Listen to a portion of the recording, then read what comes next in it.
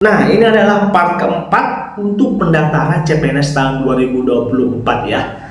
Jadi kemarin sudah pembuatan akun, pembuatan pengisian biodata, formasi, dan selanjutnya adalah ketiga yakni pengisian riwayat pekerjaan. Nah, ini penting ya bagi teman-teman, apalagi untuk yang P3K. Jadi CPNS juga penting ya, karena ini lulusan baru ya. Karena kan lulusan baru banyak, jadi teman-teman pasti pengisian pekerjaan juga pasti penting ya, supaya apa, teman-teman bisa melihat, bisa atau instansi-instansi yang lain itu bisa lihat kemampuannya teman-teman dari pekerjaan atau tempat magang-magangnya teman-teman. Jadi kakak akan jelaskan bagaimana cara isi pekerjaan yang benar dan baik ya. Oke, jadi langsung kita masuk di ya, tanpa basa-basi lah, jangan lupa semuanya like, share, dan subscribe ya. Jadi langsung kita masuk di videonya. Bagi teman-teman yang masih belum mengisi mengenai riwayat pekerjaan, baik itu yang lulusan SMA maupun S1, S2, dan D3, teman-teman jangan skip video ini karena kakak akan menjelaskan sedetail-detailnya cara mengisi riwayat pekerjaan yang di step keempat. Jadi teman-teman jangan skip video ini.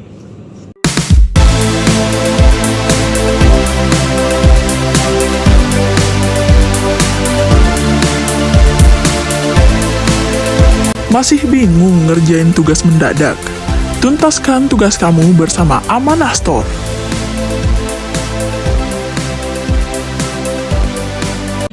Assalamualaikum warahmatullahi wabarakatuh. Kembali lagi di akun YouTube Guru Online. Nah, di kesempatan yang berbeda ini kakak akan membahas mengenai alur untuk pengisian di akun SSCSN, terkhususnya untuk riwayat ya. Ini untuk lulusan S1 maupun sampai di S2 ya, sampai D3 lah. Jadi lulusan SMA, D3, S1 dan S2. Jadi buat teman-teman yang belum mendaftar atau belum mengisi ya akun riwayatnya SSCSN tahun 2023, teman-teman nonton video ini dari awal sampai selesai ya.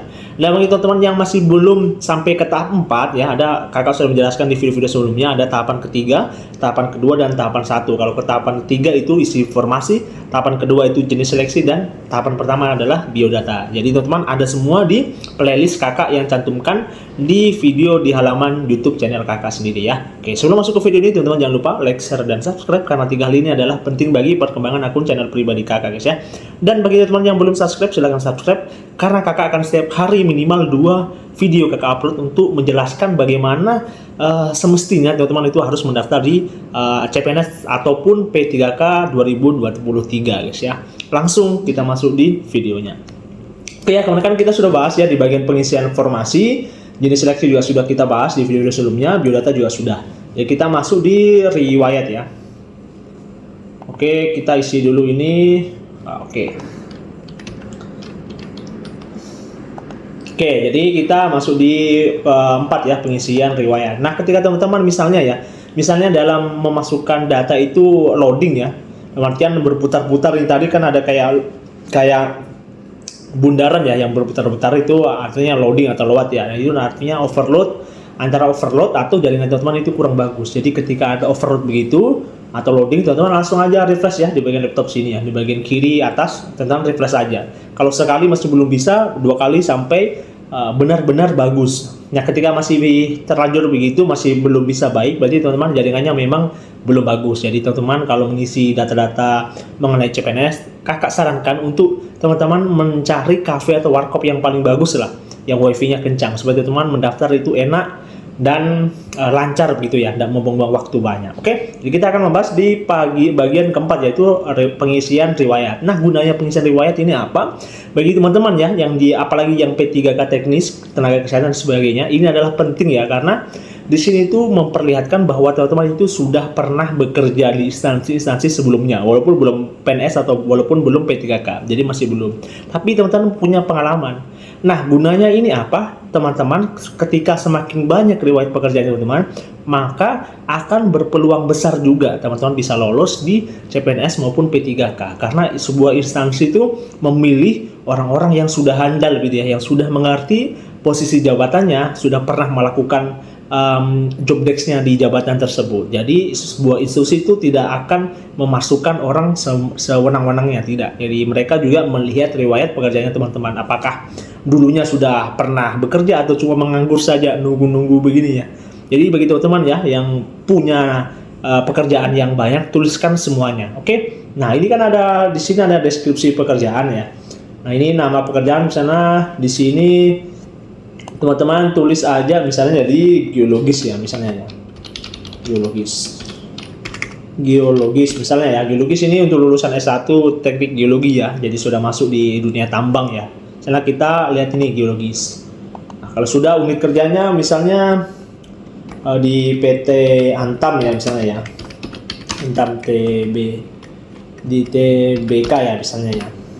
Nah, deskripsi pengalaman kerja. Jadi di sini teman-teman tuliskan deskripsi pengalaman kerja teman-teman. Jadi kayak misalnya teman-teman itu kapan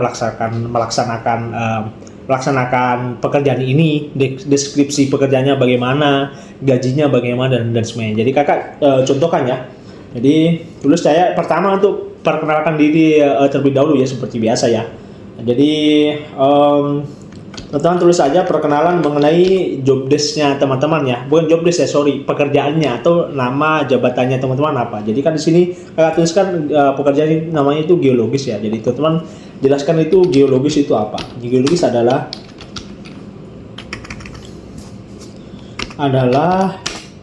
pekerjaan yang berhubungan erat dengan misalnya dengan tambang ya, dengan tambang yang bertujuan untuk membantu pelaksanaan pertambangan misalnya ya, pertambangan. Titik. Saya itu baru masuk di job desk-nya. Job desk dari pekerjaan ini ialah sebagai tim eksplorasi yang memetakan misalnya 4 iup ya, 4 iup.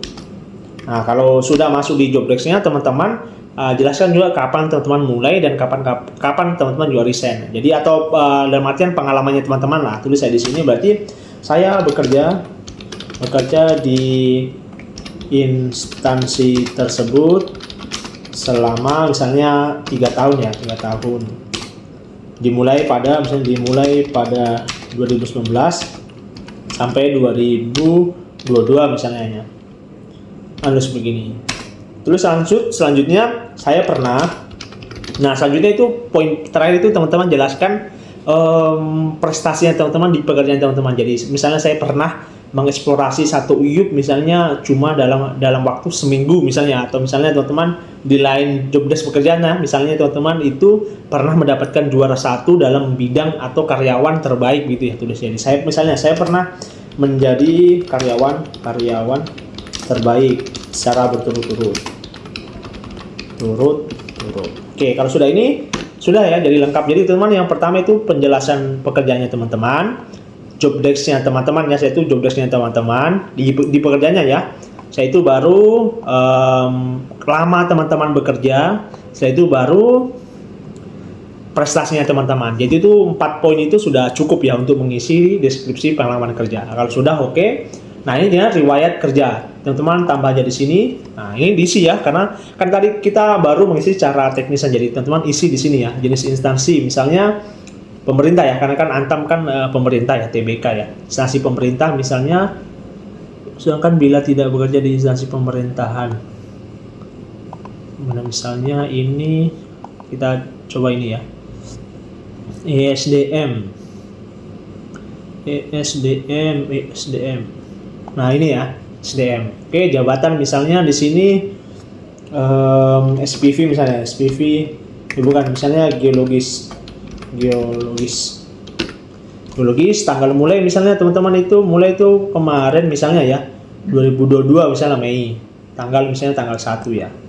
Nah, tanggal selesai misalnya teman-teman di tahun 2023 misalnya Mei juga tanggal 5 misalnya. Nah, gaji pokok tulis aja teman-teman, misalnya gaji pokoknya itu RP misalnya 10 juta ya misalnya ya, 23. Nah, 10 juta ya, sudah. Misalnya nomor surat keputusan ini sesuai dengan surat keputusan teman-teman. Nah, jadi ketika teman-teman itu bekerja di sebuah instansi, teman-teman akan mendapatkan surat atau kontraknya teman-teman. Nah, itu yang teman-teman masukkan. Misalnya ini surat keputusannya misalnya ya, misalnya BCD garing 2 garing angka Romawi 5 garing 2022. Misalnya ini ya, misalnya ya. Tanggal suratnya bekerja misalnya kan tadi mulai pada tanggal 1 Mei. Jadi teman-teman ikuti aja ya. 1 Mei 2023. Saya itu pejabatnya siapa? Misalnya pejabatnya si A ya, misalnya Sunarto ya. Sunarto. Teman-teman tulis saja. Saya itu teman-teman upload filenya ya. Filenya untuk kontrak suratnya. Saya itu baru simpan. Nah, ini kan ini belum ya formatnya. Saya coba upload bebas ya. Saya coba upload bebas. Mana ya? Ini saya coba upload bebas aja ya. Bebas.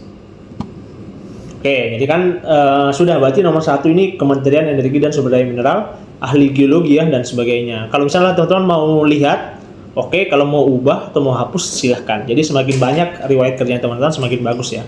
Selanjutnya adalah riwayat penulisan ilmiah. Nah, ini bagi teman-teman yang sering ya, ini biasa kadang itu di lulusan S2 ya. Banyak riwayat penulisan ilmiahnya. Jadi teman-teman tinggal tambah aja. Nah, gunanya di riwayat penulisan ilmiah ini apa? Karena banyak jabatan di sebuah instansi yang terbilang membutuhkan orang-orang yang ahli di bidang penulisan ilmiah, kayak asisten dosen dan sebagainya. Asisten dosen juga ada, asisten laboratorium dan sebagainya, banyak ya yang asisten yang diperlukan ya. Jadi teman-teman kalau mempunyai riwayat penulisan ilmiah, teman-teman tulis saja ya. Misalnya judul karya ilmiah, analisis misalnya ya, analisis perbandingan morfologi ya terhadap kadar nikel misalnya ya. Ada nikel misalnya publikasi misalnya tahun 2022. Jadi tautannya teman-teman ya. Jadi ini publikasi yang sudah secara nasional ya. Boleh itu dari tingkat 1 sampai 5 terserah teman-teman. Yang penting sudah dipublikasi ke nasional ya dan mempunyai tautan penulisan atau mulai ISSN atau ISBN ya. Misalnya ini tautan, misalnya kita tulis aja ya sini sembarang aja ya. Nah, misalnya nomor ininya kita tulis bebas aja ya. Nah, setelah itu baru simpan. Nah, kalau sudah berarti ada begini ya. Kalau ada, jadi semakin banyak tambah penulisan ilmiah atau riwayat penulisan semakin bagus juga ya. Setelah itu baru selanjutnya. Nah, ini nomor 5 ya. Nanti kakak akan jelaskan di video selanjutnya. Dan nanti setelah poin kelima kakak akan membuat video yang fullnya ya. Jadi kakak gunanya membuat konten ini per step-stepnya supaya teman-teman itu tidak terlalu lama melihat di kamera. Jadi teman-teman mempersiapkan berkas-berkasan juga, jadi lebih teliti juga gitu, jangan terlalu terburu-buru. Karena kenapa kakak membuat video yang sepotong-sepotong, karena teman-teman itu ditakutkan nanti buru-buru, nanti di resume teman-teman tidak sempat merefresh kembali, dan itu mengakibatkan banyak data-data teman-teman yang salah. Dan itu banyak juga di kolom komentar yang bilang begitu, ada nicknya yang salah dan sebagainya. Itu diakibatkan teman-teman terlalu buru-buru dalam mengisi jenis-jenis dokumen atau informasi mengenai data teman-teman. Jadi kenapa kakak membuat video step by step, karena kakak yakin manusia itu memerlukan ilmu yang tidak boleh langsung banyak. Jadi step by step, yang penting alurnya itu tuh sama terus begitu. Jadi membuat teman-teman itu lebih rinci lagi mengupload biodata teman-teman sama riwayat-riwayat atau dokumen-dokumennya teman-teman. Oke ya. Jadi misalnya teman-teman perlu pertanyaan, silahkan di kolom komentar, nanti kakak akan jawab secara yang realnya ya, secara real time juga kakak nanti akan balas kalau kakak buka HP ya. Oke. Mungkin sekian video kali ini, kurang dan lebihnya mohon maaf. Kalau teman ada pertanyaan jangan lupa di kolom komentar. Oke, sekian video dari kakak, kurang dan lebih yang mohon dimaafkan. Sekian, assalamualaikum warahmatullahi wabarakatuh.